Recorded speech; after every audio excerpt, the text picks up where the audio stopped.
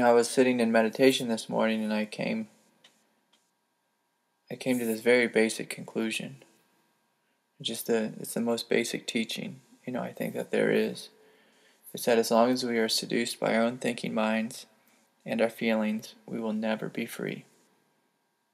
This is the most basic truth, is that as long as we are seduced by what we think and what we feel, as long as we run from pain and seek pleasure, we will never be free.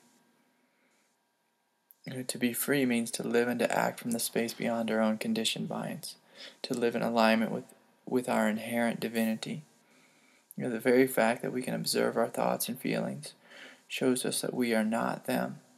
But most of us live in a way where we are unconsciously seduced by our own thoughts and feelings for pretty much the entirety of our lives, while we miss the inherent beauty and divinity which we truly are. We miss this brilliant, awake, alive awareness, the very awareness which is hearing my voice right now.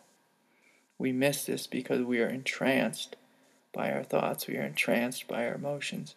We spend our entire lives just running around in this trance. All wisdom traditions teach in one form or another not to believe what we think and what we feel, but instead to rest in the truth of our being, the truth of our heart, the truth of God.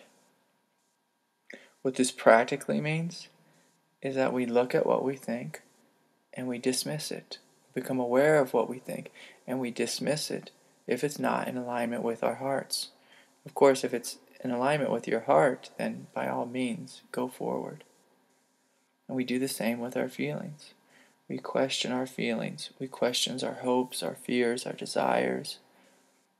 We question our pain.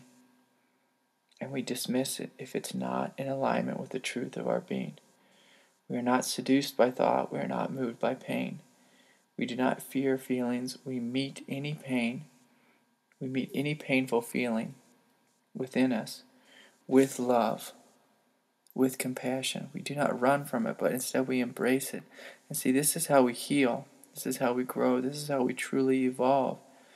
It's through being willing to meet our pain with love, to meet it. In a sense, just to kill it with kindness, to love it to death, to love it into submission, into healing. This is how we truly heal.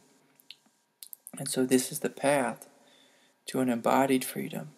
The first step comes from not believing what you think, not believing what you feel. And then through meeting any painful feelings of fear, or whatever they are, or sadness, or anger, with a space of love, with a sense of compassion, from the goodness and divinity of our own hearts. You see, we are only free when we live in this space beyond thought, beyond feeling, and not seduced by either, not fearing either, not running from our own feelings. If we just stand back and look at our own ego, we see that it's simply a movement of repetitive, habitual, conditioned thinking, and a movement of seeking pleasure and avoiding pain at all costs. But as long as we believe in this movement, as long as we are entranced by this movement of our egoic nature, then it will have authority over us. It will unconsciously define us.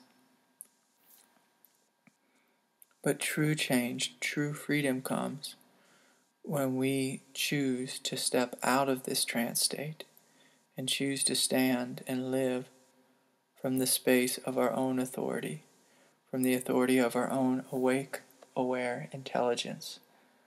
And so this is our ongoing invitation. This is the most basic teaching for us in every moment. Can we not believe what we think and feel, and instead listen to the truth, the wisdom, the intelligence of our very own hearts, to allow this heart space to guide us, to lead us forward?